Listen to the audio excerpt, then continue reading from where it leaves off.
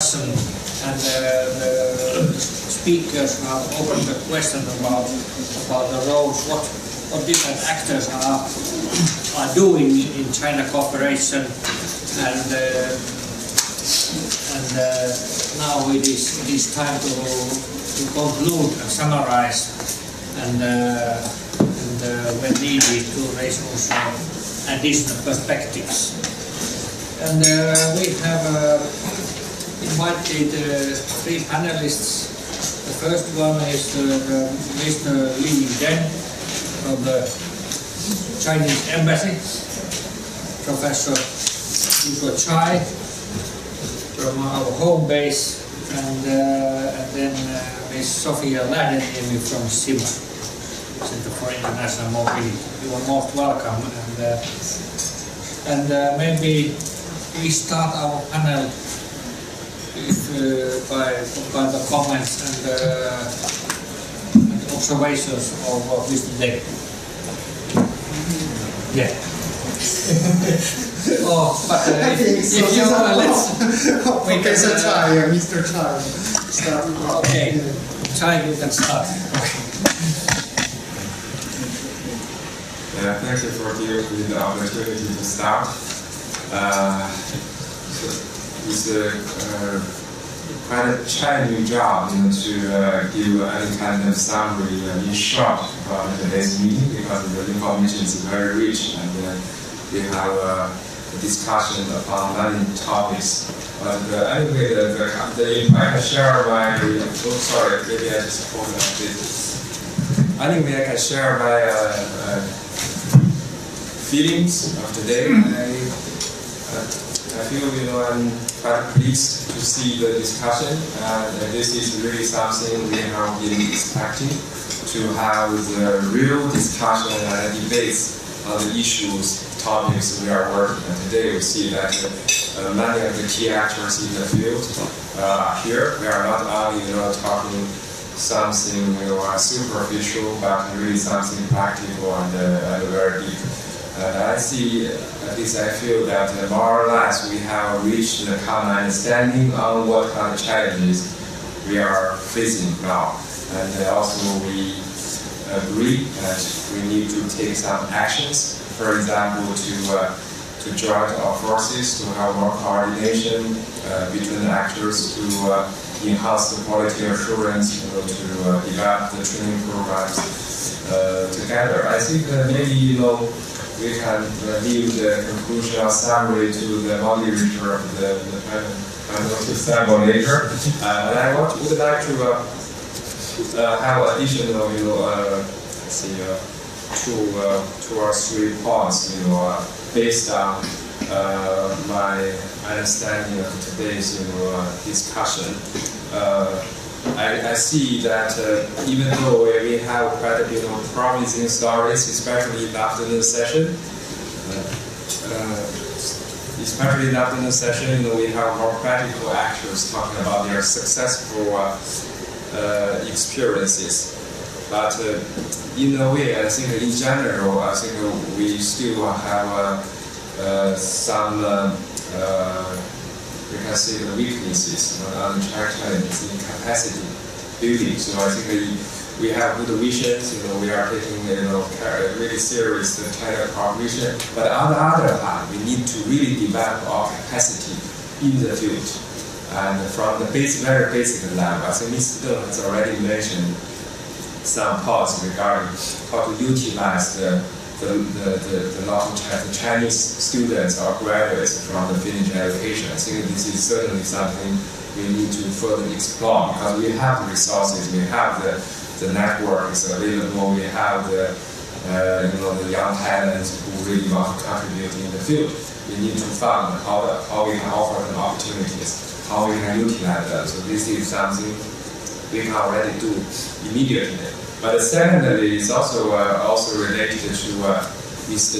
Deng has mentioned is, anyway, if in the long term, if we really want to be successful in cooperating with China in many areas, not only in terms of education, but also in economic business development, we need to compete for the best talent from China. I mean, that we try to utilize our education sector, the universities, to attract Chinese students. But not only Chinese students, but we really need to compete for the best Chinese talent. But currently, our university or higher education has structural problems. For example, the universities do not have bachelor, basically they have very few bachelor degree programs. That is a very serious problem in nowadays, international talent competition, because most of the talent, they are the young high school graduates. They will make their choices once they graduate from high school. So if we do not offer the opportunity for the talents to come to Finland, so that's really a pity. So this is something I think is related to our capacity building. And most of the Chinese young talents go to America. I think if we have the bachelor degree program in university, of course we have many bachelor degrees in the University of Applied Sciences. That is really good. But I'm hoping universities can catch up. Even though we have the tradition of the research university only having the master degrees, but after the Bologna process, I think we can also somehow adapt to the international market as soon as possible. Another aspect regarding the capacity building is, we also need to somehow utilize the experience. I think we know that EduCluster, good experience, Learning Bridge, DAC, Finland University, we all have illegal experience. How we can really, to have good reflections and to come up some knowledge in a more general level from the practical experiences, and then to utilize this knowledge to educate more actors in the field. So that is related to my morning speech about how to shift the model from the private learning to public learning. So this is also something we need to develop. And also we try to, because we are here, most of us are educators, we are representing the education institutions. So this is also an area we should also think how to strengthen our education. For example, even integrate some of the training into the existing master and PhD training. So we do need to have a lot of potential training models. Sorry so much for the long comments. Now it's a turn. Okay, Sophie. Yeah, so hello everybody. I'm Sophia, I come from CIMO, and in CIMO I'm working in the Unit for Higher Education, for those of who don't know me. And I'm especially engaged with the Erasmus Plus program and the China program. And so my perspective to things is of an institution who funds the cooperation. And I must say that after hearing all the speeches today, I feel rather small, because I'm really sensing that all the expertise in this room is now on the other side. And it's you people who are actually doing the cooperation and engaging and having the hands-on feeling on what is needed. But nevertheless, when trying to somehow summarize and of the feelings of today's various interesting speeches, like one thing that can be noticed is that in really many of you pointed up things such as mutual benefit and combining key strengths, added value of the cooperation, transnationality. And I think this actually is one of the strengths that already exists, that is kind of so obvious that probably it needn't to be even said anymore, but it's clear that all the actors here realize that the basis of the cooperation needs to be mutual benefit for both of the parties as a starting point. And yeah, one other general remark is concerning the various actors. I thought it was interesting and even justified comment there in the end of the gentleman who is not present anymore, who was wondering that how come do we have so many different actors, so many different projects going on with different names and such, and yet we are trying to be like a united brand of Finland or Team Finland. But when thinking of as I said, I think it's justified and it's a complex picture. I've been like dealing with higher education China operations myself for roughly one and a half years now. And I must say that I'm still myself, as a Finn, a bit puzzled with the various actors on the field. I'm not quite sure yet of who is doing what. So it's for sure that maybe some kind of the picture needs to be cleared up in some way.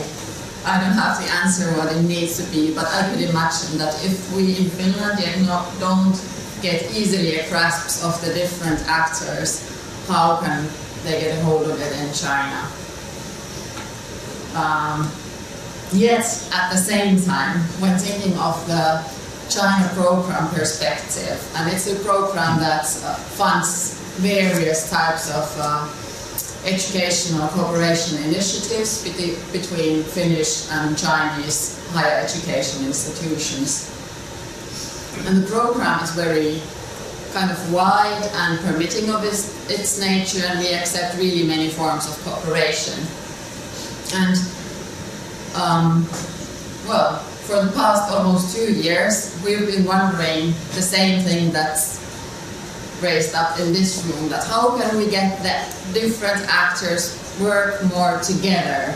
Like we get these initiatives where there's one single Finnish university and one from China, and we can see that similar type of initiatives are bubbling under on different parts of Finland, on different universities, and we wonder that what can be done to get the actors together, because they can achieve so much more together, even funding-wise, because we can offer some share of the funding, but then if every Finnish university or higher education institution can bring a certain sum of money in total, it just ends up and there's more resources. Yeah, simple, but we can see also really, really great examples of this kind of networks. Yet, still, at the same time, when looking at the different projects that are going on, you can see that at the same time there is a type of a need to accept that there are different actors and different networks. Like, for example, some networks may be just compiled and working on a specific academic field, yet other projects benefit from regional cooperation. And I'm not sure that if it's even possible to create something that would always put everything under one single umbrella. But still, it would be really useful that the Finnish actors would find each other in a way. And I think that networking events such as today's seminar are really important just for the actors to get to know each other.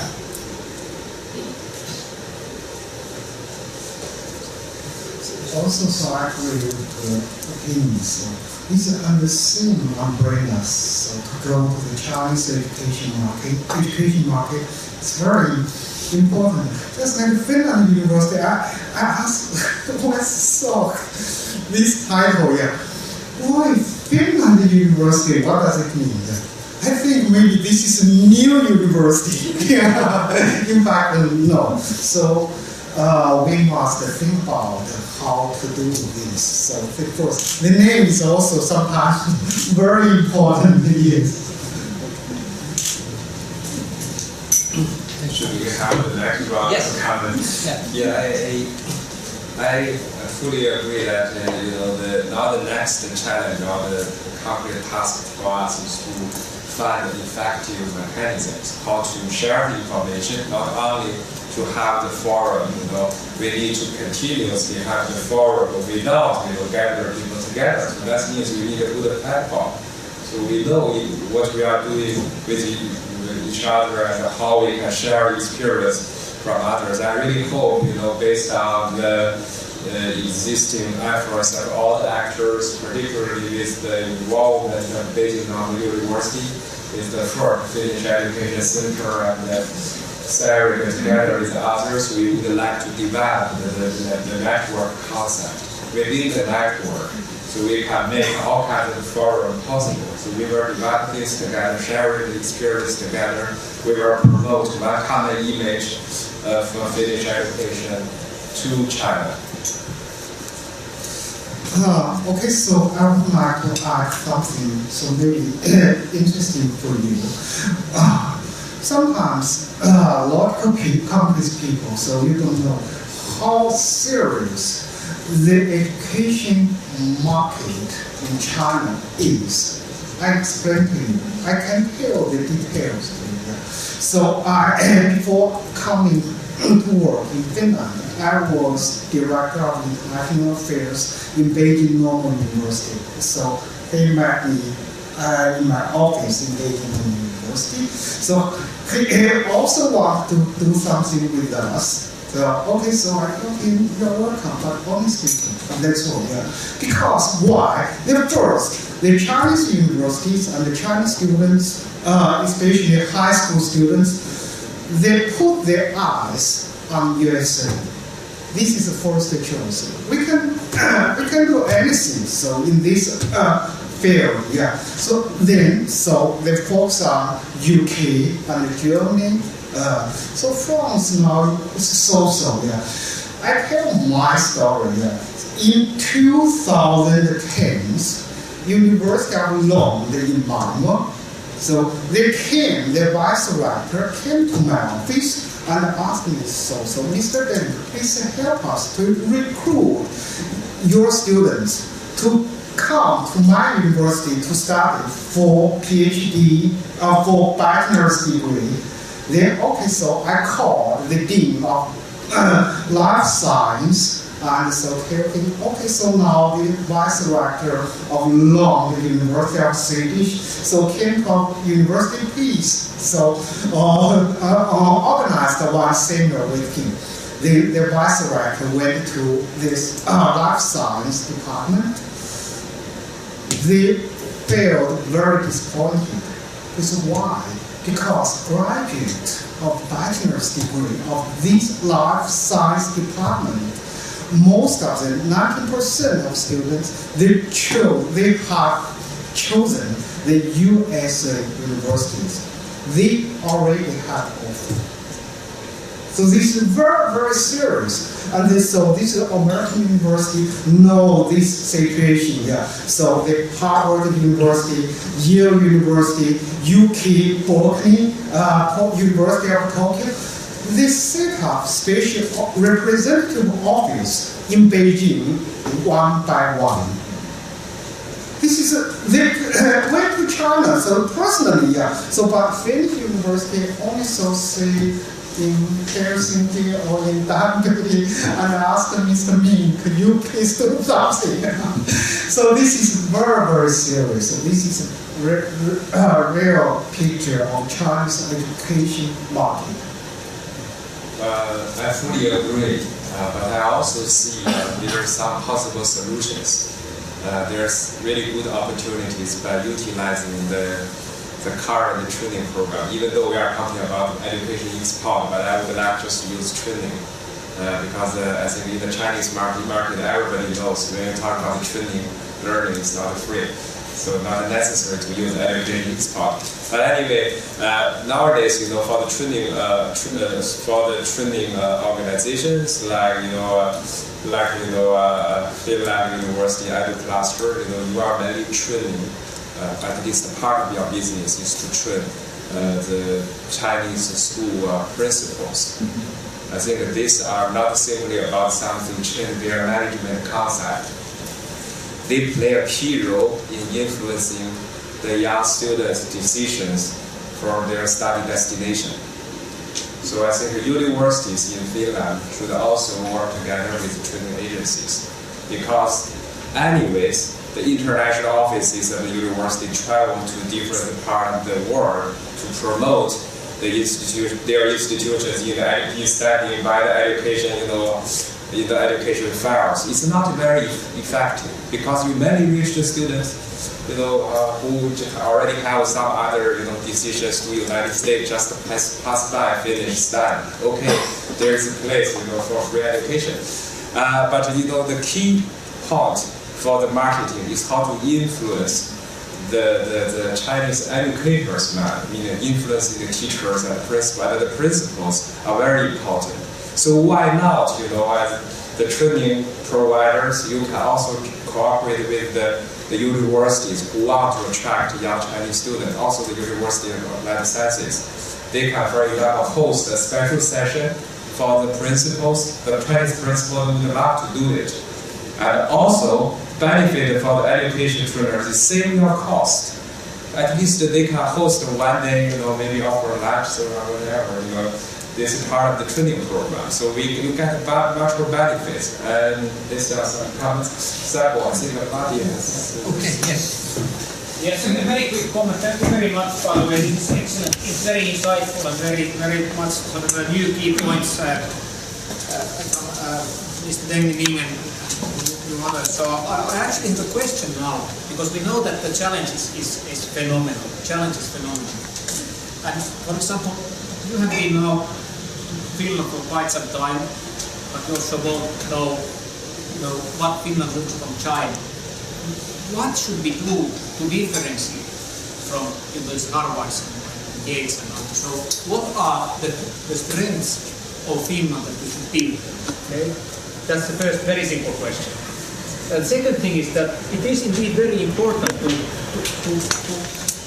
involve people who are some kind of a thought leaders for the students and so on. That's why we think that this research activity that we are carrying out in the Alliance is maybe potentially helpful, because here we have professors, PhDs, master students and postdocs working together. And when a young student says, what should I do? The professor says, I actually have very good colleagues in Finland and Sweden, and we've been working 5 years on developing this and that, and you should consider Nordic countries instead of this. So that's like going via the kitchen also. But still, we have to have something that differentiates, and do our best to tell us what they are. So what do you think? If you don't mind, I just see that there are some Chinese students present as well, so sitting in front of you, so we may be interested in hearing their point of view as well. Yeah. Okay. I can share my experience. I studied international business here in Haaga-Helia, and when I first came here, I had come to Finland to take the entrance exam, because Haaga-Helia was at the time maybe one of the University of Applied Science which didn't have the exam point in China. So there weren't so many Chinese people before me who went to study in Haaga-Helia. But then later, 2 years after or 1 year after, Haaga-Helia finally established an exam point in China. So then Chinese students, they didn't have to come to Finland. Then Haaga-Helia got more Chinese students. But of course there were a lot of problems, because we both know it's a fact that Finnish education is free, is one of the most attractive points for Chinese people to study here in Finland. And we can't ignore that. But of course that's not the only reason why Chinese people come to here. After studying here, I realized that it's free, but it has very high quality of education in general. Although, as Professor Tai mentioned, that English degree programs is very scarce here. And personally, if I had another choice, I wouldn't study international business. And that's why this summer, after this summer, I'm going to study social service. bachelor degree again. Although I'm quite old for that bachelor degree. But, well, anyway, Finnish people. I like the way that when you are studying in Finland, you can get a lot of opportunities to study what you like, and no matter how many time you have, I think it's more important that you have studied something you like than working in some field and you make it your profession. But anyway, that's a little bit too far away. Sorry.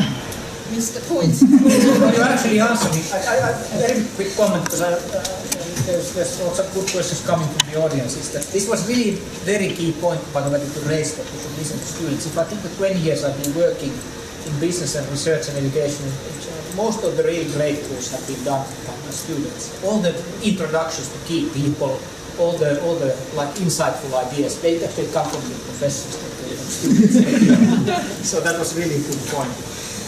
I can share more experience that I've started my own business after I graduated from Haga-Helia, which I've experienced a lot of difficulties. It's really difficult that I knew nobody here, and I was brave enough to start my own business, and now I tasted the bitterness of being an entrepreneur, which was mostly promoted after 2008 when Finnish economic experienced a downturn, like global economic downturn. I would say that then I got to know more about Finnish business rather than studying in the university, while applied science is supposed to be very practical in business level. But it's something very different than what we were taught.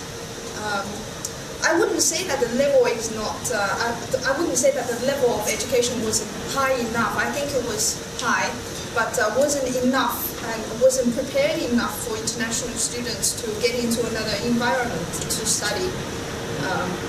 And I think that's what Finnish universities should consider more probably. I know that international market. Talking about international market for Finland, it's quite a new concept probably. The internationalization process had just begun maybe 10-15 years ago.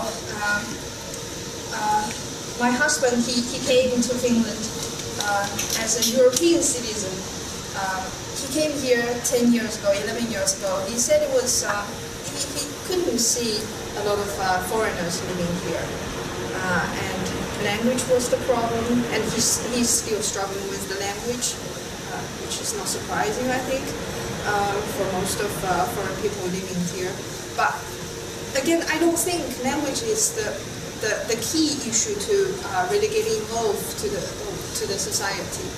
I see a lot of Chinese students here. They have no problems with not speaking Finnish, but still be able to get a job and be able to get along well with the society.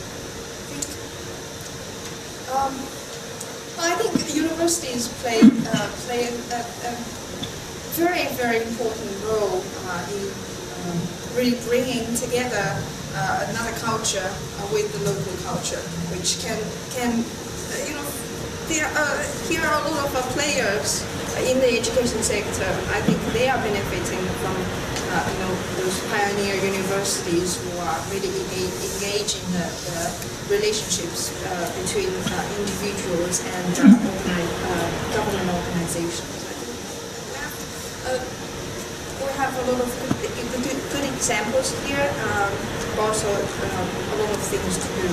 But of course, I think students here they have more experience to share. That maybe companies who are involved in the sector they can listen more to what they have to say and what they want to say, because they are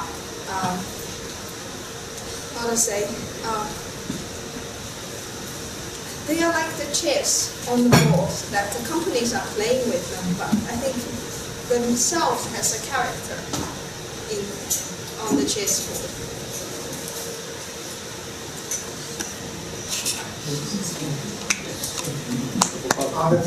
Okay. One comment. I think Mr. Denman already brought it earlier, and you mentioned it. early stages of your talk, but you said that you learned that the teaching and the studies are high quality after you had started here. For some reason you ended up in Finland, you knew something about it, but I think Matti's point was quite valid that how do you spread the reputation? Because we need to build that brand, and I think that's hopefully most of our talks have been about that. And Mr. Dennis said that the Finnish system, the Finland idea of the success story is not known. And that's why most kids choose something else and not Finland, or any other Nordic country. And I think somebody said, put it really well, that if Nordic countries get it, then it's already a victory for us, because usually money transfer quite efficiently between these countries. Yes. Okay, another student want to give some comments, experience.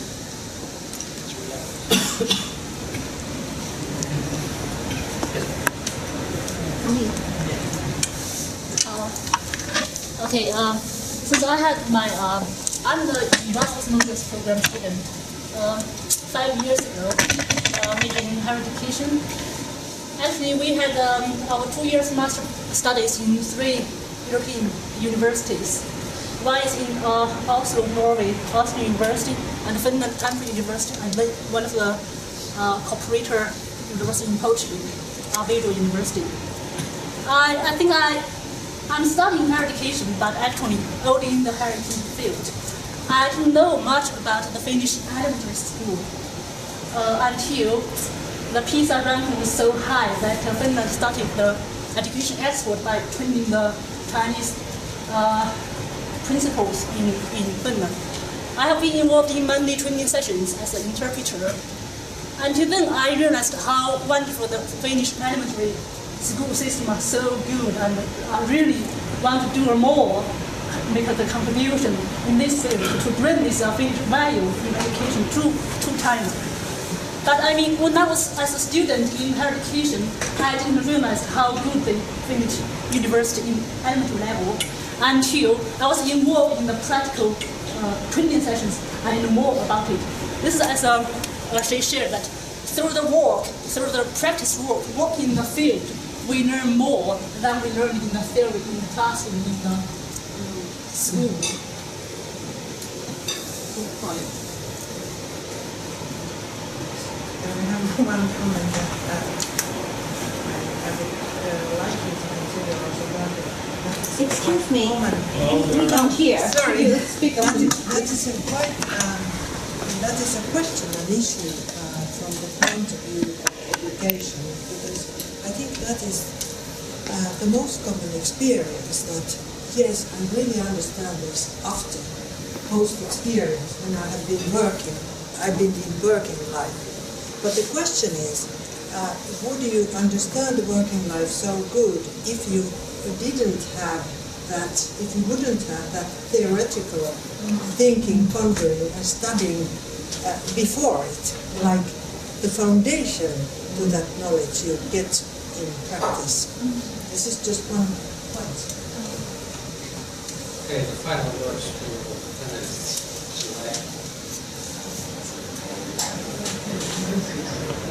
Well, what I'm just thinking is, and was thinking throughout the day and actually even beforehand, is that maybe that I just am not aware of. But when thinking of the networking and these events, they are useful, but I just wonder, like, would it be totally possible to create also some kind of, for example, electronic platform where the various partners, they could discuss and I don't know, maybe even create something together, or even to start with an emailing list, because I thought that it was funny, like before this event I was emailing with Lena, and she was wondering like that, where can I post this advertisement of today's event?